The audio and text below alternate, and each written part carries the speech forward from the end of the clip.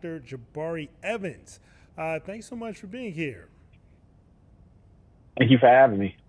So, Dr. Evans is going to speak to us a little bit about something we've just learned not that long ago. The United Center recently canceled NBA YoungBoy's concert, which was scheduled for tomorrow. The United Center did not give out any reason for this, but we have seen other incidents at other concert venues across the country where violence did break out at some of these NBA YoungBoy concerts.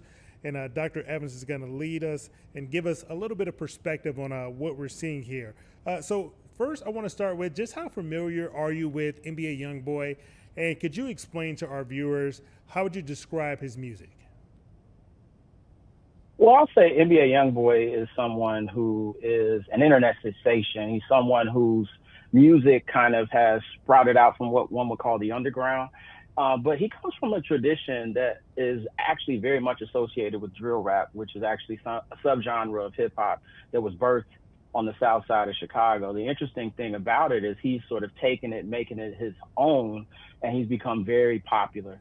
It's one of those things where we see someone like NBA YoungBoy being the transition between artists that go through the traditional industry, major label pipeline to someone who is able to use social media platforms and streaming services to their own advantage and cultivate a real dedicated and loyal fan base. And I would say he's probably the poster child for that era of sort of music. What was your reaction when you found out that his concert here in Chicago at the United Center was going to be canceled? I kind of was under the impression that if they were going to cancel it, they should have never booked the concert in the first place, because there's been a very tenuous relationship between the city of Chicago and this genre that I've talked to you about, drill music. And beyond that, there's been a public feud between NBA YoungBoy and Lil Durk, who's a local star who has a lot of reputation in the Chicagoland area, in particular his local area, which is titled O Block, titled after the slain young man Odie Perry, who passed away at, I believe, 14 years old. And they've had these public feuds back and forth. NBA YoungBoy's kind of camp and entourage, as well as Lil Durk's camp and entourage. And there's been a lot of back and forth, and there's been a lot of conversation and discourse online about, if NBA YoungBoy were to ever have a tour date in Chicago, that it would be disrupted, and that it would be disrupted violently. And so I think that's something that I know the city of Chicago takes seriously and doesn't take lightly. But I think there's also this underlying capitalist motive of wanting to sort of cash in on the popularity of both of these artists and hopefully sell out an arena. But, I think that there's also some real world implications on public safety. And I think that's what's come to bear here.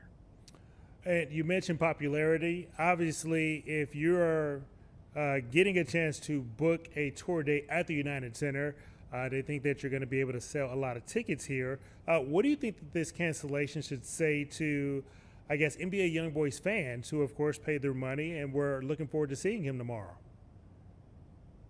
This is an unfortunate thing to me, because I think what ends up happening here is hip hop is becoming a scapegoat more broadly in mainstream media. But I think what goes on here is that NBA YoungBoy's fans are now labeled and stigmatized as being sort of associated with being the wrong crowd or being sort of the wrong type of fan, when, I think the United Center is always going to have artists that show up and sell out the venue. But I think it says something when people from hip hop, those who come from marginalized communities, low income backgrounds, are able to sort of make their way through the ranks, especially in the way that NBA YoungBoy has done so. And for that opportunity to sort of be snatched away, due to something that I would say is about clout chasing, politics, bureaucracy, and in some ways, empty threats, potentially, it's unfortunate, because that becomes the narrative around someone who is a phenomenal artist who makes great music. And now we're sort of shifting the focus away from that artistry into what could potentially be a public safety issue. I'm glad you mentioned the safety issue there. I guess going forward, how do you feel like maybe the city of Chicago, whether it's the United Center or other concert venues, how do they find the balance of keeping in mind safety concerns, but also supporting artists from here, from Chicago, that are so important to the vibrant music scene here?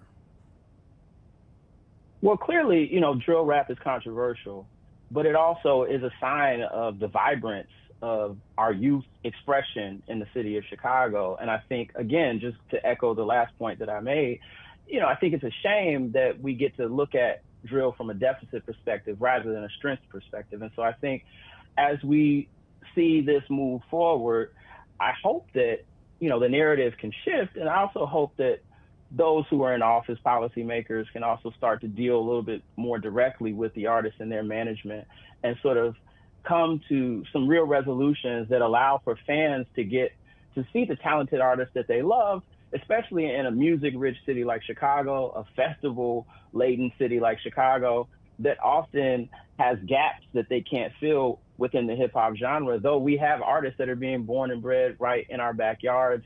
And, the fact that someone like an NBA YoungBoy wants to have a tour date in Chicago and it gets missed, I mean, that's a big deal.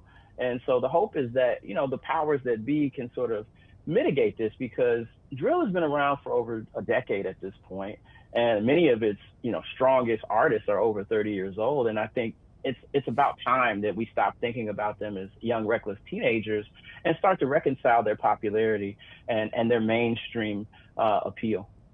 What do you think that this decision by the United Center means for other artists who may be affiliated with drill rap or similar music to NBA YoungBoy and their, I guess, pursuits of coming here to Chicago? Do you see potentially other venues taking the same route as the United Center, or do you maybe see this as more of an isolated incident? I think this is very much an isolated incident.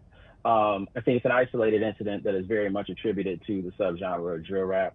I think we've seen over a number of years, whether it's Lil Durk, whether it's Chief Keef, whether it's G Herbo, folks that are interacting with these artists or beefing with these artists are not going to be allowed to be showcased, because there's already sort of a public safety issue that's surrounded the subgenre of drill. And drill originates on the south side of Chicago. And so that in and of itself lends towards venue owners who have long not let local artists from this genre perform just be very wary and very concerned, especially about security issues, insurance issues. It's just a lot of a hassle, and you wonder, as much as these artists could fill a venue and could make these venues money, at the same token, it sometimes becomes not worth the risk. Dr. Jabari Evans, thanks so much for your time this afternoon, giving us a lot of perspective as the United Center recently canceled NBA YoungBoy's concert, which was scheduled for tomorrow. So far, we haven't heard anything from the United Center on that decision. Thanks again for your time, and look forward to talking to you again. Thank you.